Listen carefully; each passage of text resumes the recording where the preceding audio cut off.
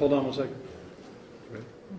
Thank you, Mr. Gutierrez. Thank you, Judge. Sir, could you please state your full name and spell your last name for the record? Yes, Michael Demchak, D as in Dan, E-M-C-H-A-K. Are you employed, sir? Yes, I am. And with whom? The City of Cleveland.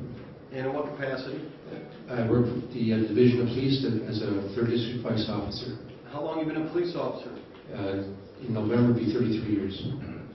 Were you working on the night of November 29, 2012? Yes, I was. Okay.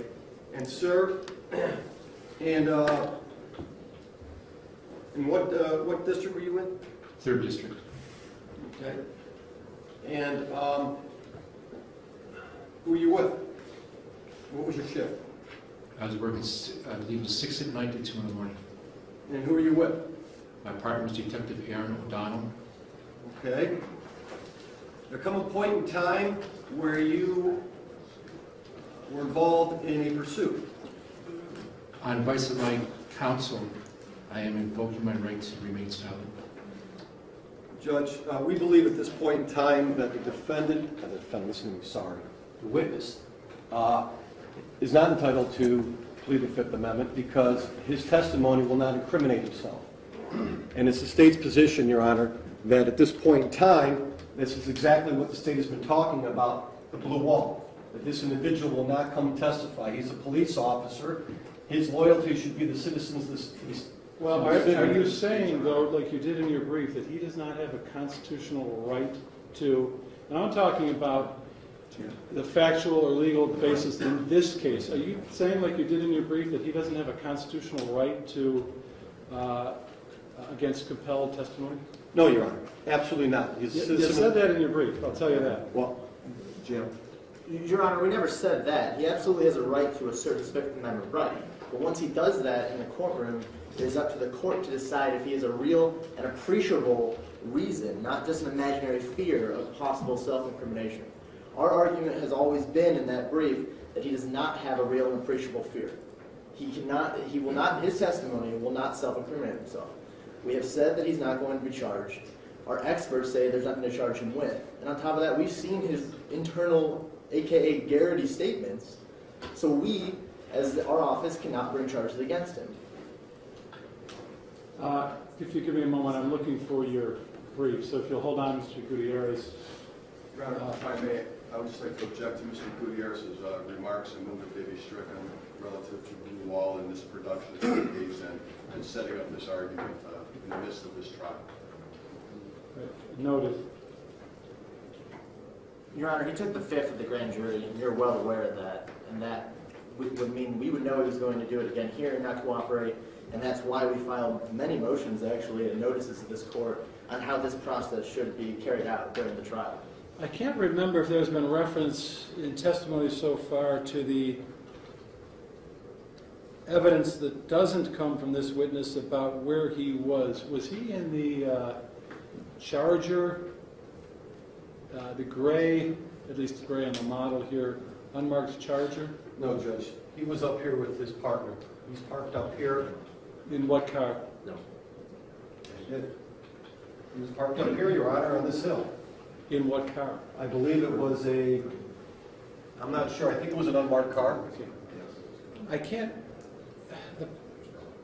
can't remember then, to be candid with you, whether I recall this from evidence that has been given here at trial or from what I've read pre-trial.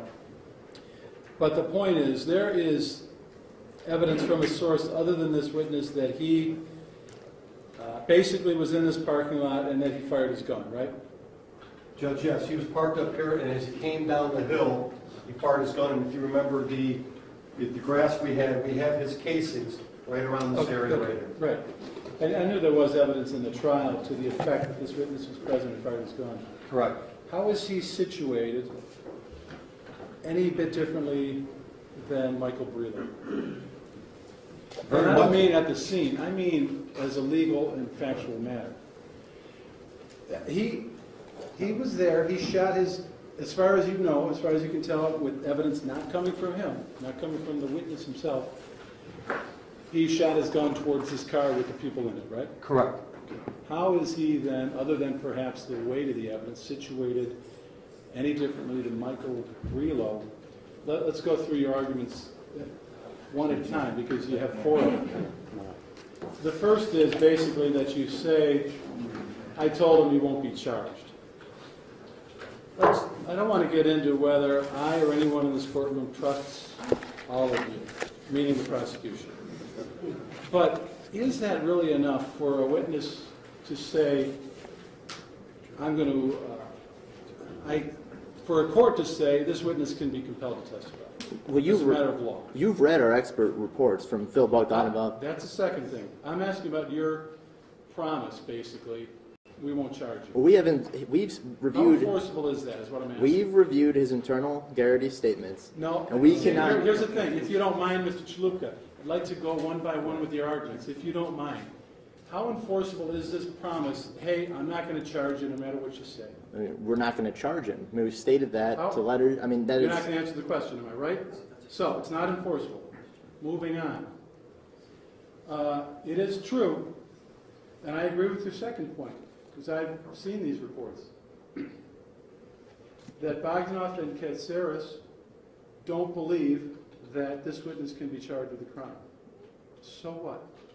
Well, we base on their determinations, and that was in our decisions. On top of that, we presented all the evidence to the grand jury, and the grand jury did not return an indictment. Nor do we ask for there to be an I have other indictment. cases pending where you've re-presented to a grand jury the same evidence. So 1 and 2 are sort of based on, 2 is kind of based on 1. Your third argument, he's got to be charged and then raise a Garrity violation. Well, that's exactly been our point from the beginning, that none of his statements were ever Garrity. Yeah, But I'm if they, saying, there's not a Garrity issue until he is charged. but we all know that we have his statement, we've seen his statement. There's no way to us to use other independent evidence to bring a charge against him now that we've all been tainted. So you're saying, again, we have to rely on your word that, hey, we know we're precluded by Garrity from charging this guy, so we're not going to charge him. Correct. So it's your word again. Correct. And again, I'm not getting into And- do I or does anybody else trust you. I'm getting into the enforceability of your promises. The law around our reasons as to why we cannot and why we can make the assertion that we will not charge him, between whether it be the guarantee, whether it just be reasonableness by our use of force experts, demonstrate that legally we cannot charge him. That's why we did not charge him, and that's why we will not charge him. But you can. We do not, under the law, we cannot. You're telling me that you are prohibited by some law, under the circumstances currently in existence, from going to a grand jury tomorrow Tennessee and versus seeking an Garner. indictment against him. If we brought this facts, which the grand jury has already seen, involving Detective Demchek, Tennessee versus Garner, Palmoff versus Rickard, it all shows that we cannot indict him because our experts and our office have determined legally that he acted reasonably on that night. Then give him immunity. We don't believe police officers should be granted immunity to So this just is a public testify. policy argument. It is exactly a public policy. So what you're saying then, let's be clear about it. What you're saying is then, where you make a subjective determination that a cop did not commit a crime, that based on what you think he did or didn't do, he doesn't have a Fifth Amendment right not to be compelled. He swore an to oath to the community of the city of Cleveland to not only under his to general uphold the orders, Constitution, to right? uphold the Constitution. You know what's in the Constitution?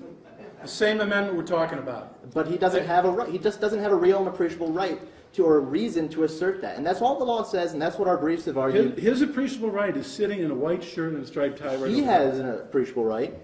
He's in basically the same position, except clearly some of the evidence about him is going to be different than it is about Michael Breeden. If his testimony will not incriminate him, which legally it will not, then he doesn't have a right to assert his Fifth Amendment. That's just not true.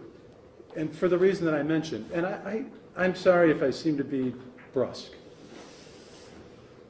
but you're asking a witness to rely on your